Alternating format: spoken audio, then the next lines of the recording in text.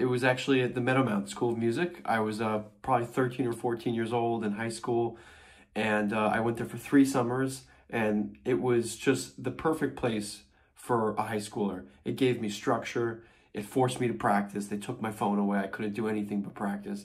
But I also made incredible friends at Meadowmount, friends I still have today. The experience I have is one night we went out to the soccer field, crossed the road. There was no moon out, so the stars were just glistening in upstate New York.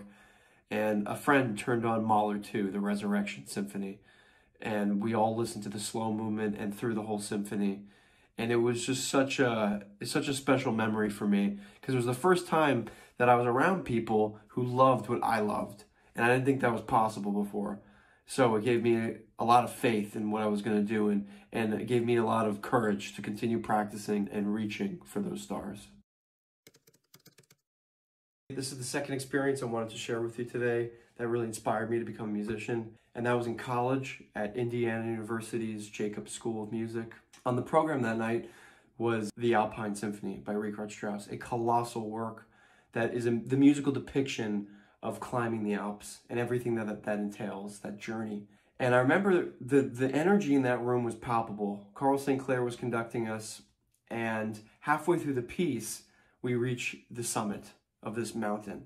The sheer volume of sound in the room was huge.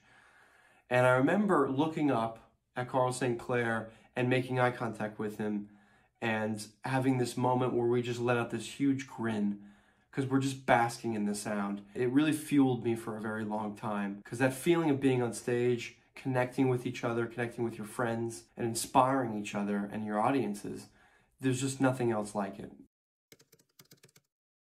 It was my professional life with the Pittsburgh Symphony Orchestra.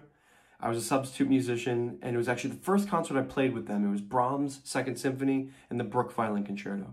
And it was at an auditorium in rural Pennsylvania, not at their home of Heinz Hall. And I remember in the coda of the Brahms Symphony, there's a rest right before the music finishes. And that rest felt like an eternity. It felt way too long. And it was like a slingshot being pulled back, and then the tension is released. And then we just sailed to the end. And I remember thinking to myself, you gotta let go of your control. Go with the flow of the group and just lock into that pulse and that rhythm that all of us can feel. And it was invigorating. It was such a cool feeling to be a part of a group like that. It just continues and inspires me to practice every day, to work hard. And I look forward to meeting all you guys